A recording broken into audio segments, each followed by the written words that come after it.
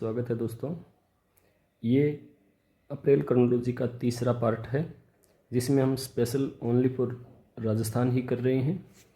और राजस्थान के सभी विद्यार्थियों के लिए बहुत सारी वैकेंसियाँ भी आ चुकी है, सेकंड ग्रेड वैकेंसी भी आ चुकी है और सब में राजस्थान करंट का एक महत्वपूर्ण रोल रहने वाला है। इसीलिए मैंने प्रयास किया है कि 2022 के जनवरी से लेकर सभी क्रोनोलॉजी के जो राजस्थान का करंट जीके है और राष्ट्रीय और अंतर्राष्ट्रीय करंट जीके उसके क्रोनोलॉजी का महत्वपूर्ण जो फैक्ट है, परीक्षा योग्य जो चीज़ें हैं वो सभी करवाने की कोशिश की है। तो आप क्रोनोलॉजी के इस मेरे चैनल पर प्ले लिस्ट में जाकर जनवरी, फरवरी, मार्च, अप्रैल सभी जो वीडियो है, चाहे राजस्थान आपका विषय है तो राजस्थान से देख सकते हैं, राष्ट्रीय या अंतर्राष्ट्रीय आपको पढ़ना है तो वो देख सकते हैं। फर्स्ट ग्रेड वालों के लिए सारा इंपॉर्टेंट रहेगा और सेकंड ग्रेड वालों के लिए राजस्थान रहेगा। तो ये प्रयास मैंने किया है, तो आप साथ साथ में नोट्स भी अपने बना सकते हैं। लेकिन राजस्थान आपका अगर विषय है तो ये आपका नोट्स बनाने का बेस्ट जरिया रहेगा। चलिए स्टार्ट करते हैं समय को ख़राब ना करते हुए। तो पहला है राजस्थान सार्वजनिक परीक्षा भर्ती में अनुचित साधनों की रोकथाम के उपाय विधेयक 2022 24 मार्च 2022 को पारित हुआ। इसके अंतर्गत 3 वर्ष कारावास की सज़ा रखी गई है, 1 लाख अर्थदंड और 2 वर्ष परीक्षाओं से वंचित करने का प्रावधान रखा गया है। और अगर कोई परीक्षा एजेंसी से मिलीभगत करके ऐसा काम करता है तो उसके लिए 5 वर्ष दंड है और 10 वर्ष तक ये दिया जा सकता है। 10 लाख से 10 करोड़ तक का अर्थदंड दिया जा सकता है और अचल संपत्ति भी जब्त की जा सकती है बिना किसी पूर्वानुमति के। और जब्त करने का काम कौन करेगा? जांच अधिकारी। सरकार से अनुमति लेने की जरूरत नहीं होगी उसे, जांच अधिकारी द्वारा ही उसकी संपत्ति को जब्त किया जा सकता है। ठीक है, तो ये महत्वपूर्ण एक विधेयक है अभ्यर्थियों के लिए, क्योंकि अभ्यर्थियों की निराशाएं बढ़ रही थी। राजस्थान में जिस प्रकार से घोटाले सामने आ रहे हैं, नकल के गिरोह बन चुके हैं, तो उनकी रोकथाम का ये प्रभावी प्रयास होगा सरकार द्वारा। तो चलिए नेक्स्ट है राजस्थान नगरपालिका संशोधन विधेयक 2022 पारित किया गया है। नगरपालिकाओं की जो भर्तियां होगी वो नगरपालिका सेवा की जितनी भर्तियां हैं वो आरपीएससी द्वारा इस अधिनियम से करवाई जाएगी। फिर है राजस्थान भू राजस्व विधेयक 2022। इसमें सेक्टर प्लान बनाकर भूखंडों का नियमन किया जाएगा। राजस्थान राज्य एससी व एसटी विकास निधि योजना आवंटन व वित्तीय संसाधनों का उपयोग विधेयक 2022 पारित किया गया 23 मार्च को। इसके अंतर्गत क्या होगा कि एससी एसटी संबंधी जो भी आयोग अभी बने हैं, बहुत से गहलोत सरकार ने आयोग बनाए हैं, तो उनके वित्तीय प्रावधान करने के लिए ये विधेयक लाया गया है। और आर्टिकल 26 की ये आशाओं को पूर्ण भी करता है, जिसमें कहा गया है कि एससी व एसटी के शिक्षा व अर्थ संबंधी हितों की अभिवृद्धि सरकार करेगी। ठीक है, नीति निर्देशक तत्वों में लिखा भी गया है। तो और सरकार ने आयोग भी खूब सारे बना दिए हैं, तो उन आयोगों को वित्तीय प्रबंधन देने के लिए ये अधिनियम लाया गया है। नेक्स्ट है राष्ट्रीय विधि विश्वविद्यालय जोधपुर संशोधन विधेयक 2022 पारित किया गया था। हरिदेव जोशी पत्रकारिता व जनसंचार विश्वविद्यालय जयपुर संशोधन विधेयक पारित किया गया 2022 में। ये 2 विधेयक, पत्रकारिता विश्वविद्यालय और राष्ट्रीय विधि विश्वविद्यालय, इन दोनों के जो कुलपतियों की नियुक्तियां हैं और काफ़ी जो प्रावधान बदले गए हैं, तो इनके लिए ये विधेयक लाया गया था। नेक्स्ट है जैसलमेर व बीकानेर में 800 मेगावाट और 1000 मेगावाट का बीकानेर में, टोटल हो गया 1800 मेगावाट के सोलर पार्क स्थापित होंगे। और आपको पता विश्व का सबसे बड़ा जो सोलर पार्क है वो बड़ला राजस्थान में जोधपुर में ही है, 2245 मेगावाट का। नोख में जैसलमेर में है 925 मेगावाट का। प्रदेश में विकसित क्षमता जो हो गई है सोलर ऊर्जा की वो है 10,560 मेगावाट और 10 गीगावाट का लक्ष्य हासिल करने वाला राजस्थान पहला प्रदेश बन चुका है सौर ऊर्जा में। तो ये आपको याद रखना है। कुल जो सौर ऊर्जा का हमारा लक्ष्य है वो है 10 गीगावाट और उसको हमने हासिल कर लिया है। 10,560 मेगावाट हमारी ऊर्जा खपत हो चुकी है, सौर ऊर्जा की उत्पादन क्षमता हो चुकी है। और अभी 2 और सोलर प्लांट बनेंगे, 1000 का और एक 800 का, बीकानेर और जैसलमेर में। ठीक है, नेक्स्ट है ई वेस्ट संग्रहण अभियान का तीसरा चरण 2 मार्च से शुरू हुआ है अजमेर, पाली, बीकानेर, चूरू में। और ये प्रथम चरण भी इसका शुरू हुआ था अगस्त 2021 में जयपुर, कोटा और उदयपुर में। जहाँ से 11 मैट्रिक टन ई वेस्ट, मोबाइल का, फ्रिज का, एसी का, ये जो ई वेस्ट होता है, ये कचरा संग्रहण का 11 मैट्रिक टन किया गया था। शुरुआत हुई थी जयपुर, कोटा और उदयपुर से। सेकंड चरण में ये अक्टूबर 2021 में भीलवाड़ा, जोधपुर, अलवर, भिवाड़ी में इसमें 66 मैट्रिक टन इकट्ठा किया गया था। और अब इसका तीसरा चरण शुरू हुआ है, ठीक है, अजमेर, पाली, बीकानेर, चूरू, झुंझुनू और सीकर में। फिर है प्लेस ऑन व्हील्स, सितंबर में शुरू होगी दोबारा से, कोरोना के कारण पहले बंद पड़ी थी।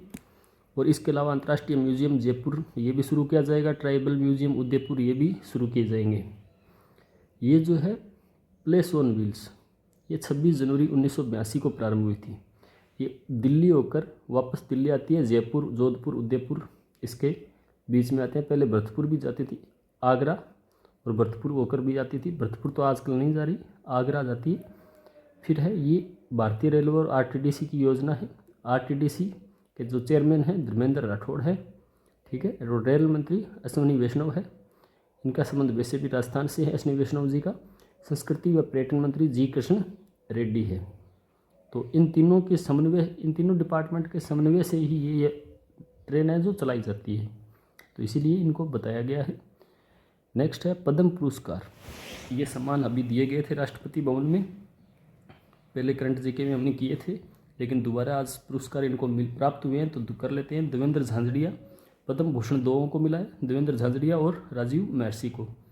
राजीव महर्षि सिविल में मिला है और देवेंद्र झांझड़िया जो पैरा एथलीट है जेवलिन थ्रो के। पद्मश्री मिला है अवनी लखेरा, चंद्र प्रकाश द्विवेदी और रामदयाल शर्मा। अवनी लखेरा का संबंध जयपुर से है, शूटर है ये। चंद्र प्रकाश द्विवेदी का संबंध सिरोही से है, ये फिल्म निर्माता है, मुंबई रह रहे हैं, लेकिन इनका संबंध सिरोही से है। निर्देशक है, फिल्म निर्माता है। रामदयाल शर्मा भरतपुर से हैं, नौटंकी कला के प्रसिद्ध कलाकार हैं ये रामदयाल शर्मा। नेक्स्ट है नए जिलों के लिए एक उच्च स्तरीय समिति का गठन गहलोत सरकार द्वारा किया गया है मार्च 2022 में, जिसके अध्यक्ष है राम लुभाया जी। और इनके सदस्य जो है वो पंचायती राज के प्रमुख शासन सचिव द्वारा नियुक्त होंगे। फिर वित्त विभाग के द्वारा भी और गृह विभाग, पंचायती राज, वित्त और गृह विभाग तीनों के प्रमुख शासन सचिव और अतिरिक्त मुख्य सचिव जो हैं उनके मनोनीत, या फिर वो होंगे या उनके मनोनीत प्रतिनिधि होंगे, वो इसके समिति के सदस्य होंगे। सिद्धार्थ जोशी चर्चित थे, डूंगरपुर के हैं ये। राष्ट्रीय युवा संसद जो आयोजित की थी मार्च 2022 में, उसमें उन्होंने सेकंड पोजीशन हासिल की थी, सेकंड पोजीशन हासिल की थी। ये जो प्रतियोगिता हुई थी इसमें 29 राज्यों के 29 सदस्यों ने भाग लिया था और ये संसद भवन में आयोजित की गई थी। प्रथम स्थान पे एमपी के राघेश्वरी और सेकंड स्थान पर सिद्धार्थ जोशी जो राजस्थान के हैं, डूंगरपुर के। तीसरे पर पंजाब की अमनप्रीत कौर। फिर है RS ममल राष्ट्रीय सुरक्षा पुरस्कार खनन का 19 व 20 का पुरस्कार जो है वो RS ममल को मिला है, ठीक है। ये जो RSMML है ये है Rajasthan state mines and mineral limited, ठीक है, जिसकी स्थापना 2003 में होती है, उदयपुर में इसका हेडक्वार्टर है। इसकी कुछ सहायक कंपनियां हैं जैसे लिग्नाइट क्षेत्र में रॉक फॉस्फेट, जिप्सम जोधपुर, तो एग्जाम में जीके में भी पूछ लेते हैं। ये रॉक फॉस्फेट उदयपुर में, जिप्सम बीकानेर में, जोधपुर चूना पत्थर का। फिर है इसको ये जो पुरस्कार मिला है राष्ट्रीय सुरक्षा खनन, ये केंद्रीय श्रम व रोजगार मंत्रालय द्वारा दिया जाता है। नेक्स्ट है नारी शक्ति पुरस्कार, मांड गायिका, भजन गायिका बैतुल बेगम जो जयपुर की हैं, उनको मिला है 8 मार्च को महिला दिवस पर राष्ट्रपति भवन में। नारी शक्ति पुरस्कार बहुत सी महिलाओं को मिला है, लेकिन राजस्थान से जो संबंधित है वो है बैतुल बेगम। फिर है नेशनल कोऑपरेटिव डेवलपमेंट कॉरपोरेशन के द्विवार्षिक पुरस्कार के तहत राजस्थान की 5 सहकारी समितियों को मार्च 2022 में पुरस्कार दिया गया है। तो 5 श्रेणियां थी, जिसमें 5 श्रेणियों में अलग अलग स्थान की सहकारी समितियों को पुरस्कार मिला है। पैक्स श्रेणी में निमोद ग्राम पंचायत ग्राम सहकारी समिति नागौर को, श्रेष्ठता समिति में रामपुरा ग्राम सहकारी समिति नुमानगढ़ को, सर्वश्रेष्ठ मुख्य श्रेणी में केकड़ी को अजमेर में है, अन्य श्रेणी में ओवन दुग्ध सहकारी समिति बूंदी में है, महिला श्रेणी में सालदर रामपुरा महिला ग्रामोद्योग समिति कोट खावदा को। तो ये जो पुरस्कार है वो कोऑपरेटिव क्षेत्र में मिले हैं। फिर है निर्यात तैयारी सूचकांक जारी किया गया था, जिसमें ओवरऑल श्रेणी में राजस्थान जो है 47.13 स्कोर के साथ 11वें नंबर पर है, और वहीं लैंडलॉक श्रेणी में राजस्थान जो है 47.13 में 6वें स्थान पर है।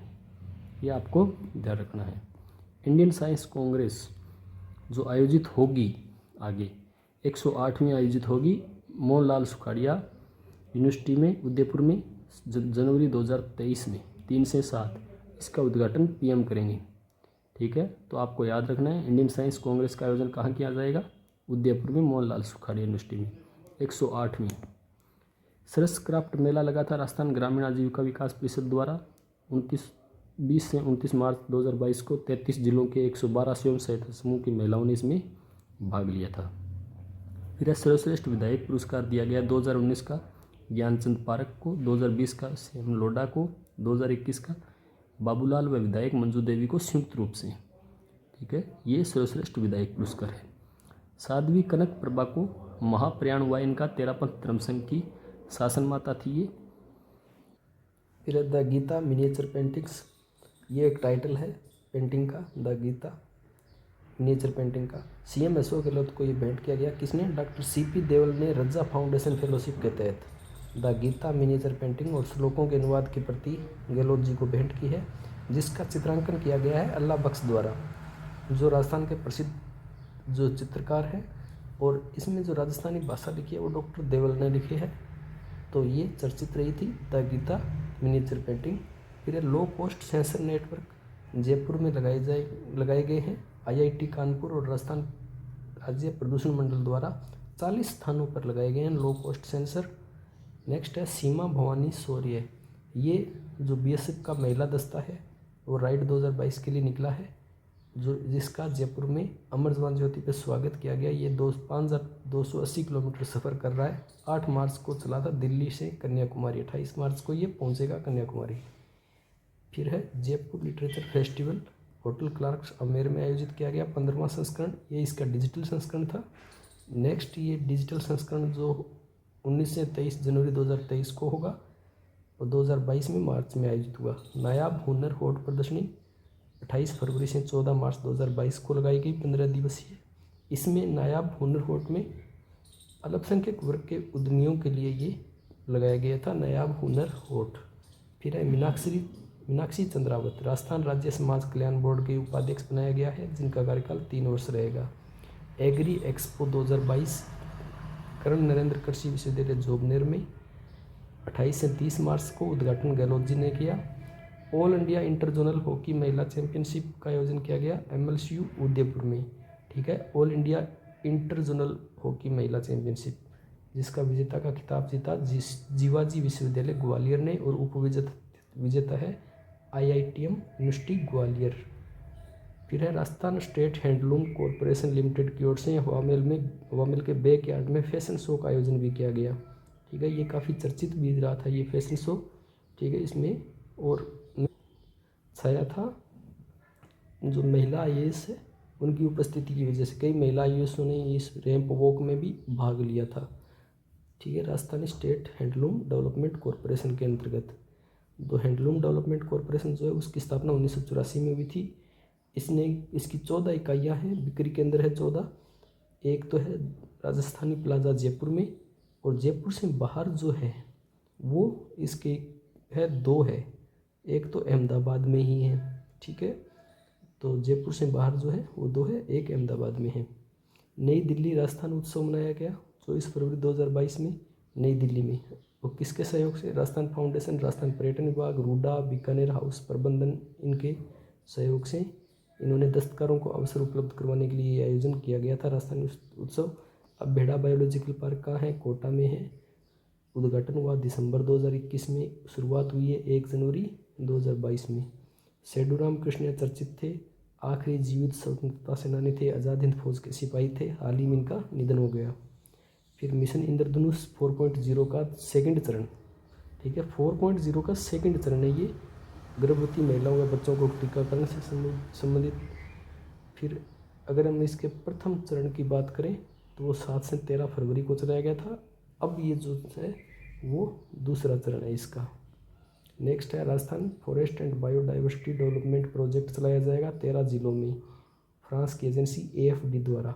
इसका लक्ष्य होगा 32,000 हेक्टेयर क्षेत्र में वृक्षारोपण। कौन सा mission? Rajasthan forest and biodiversity development project. तो ये चलाए जाएंगे। अप्रैल की क्रोनोलॉजी में इतना ही। और आप मेरे चैनल को शेयर कीजिए, सब्सक्राइब कीजिए, जिससे हमारा हौसला बढ़े और आपके लिए एग्ज़ाम के लिए बेस्ट से बेस्ट नोट्स, करंट जीके के और वीडियो ला पाएँ। धन्यवाद।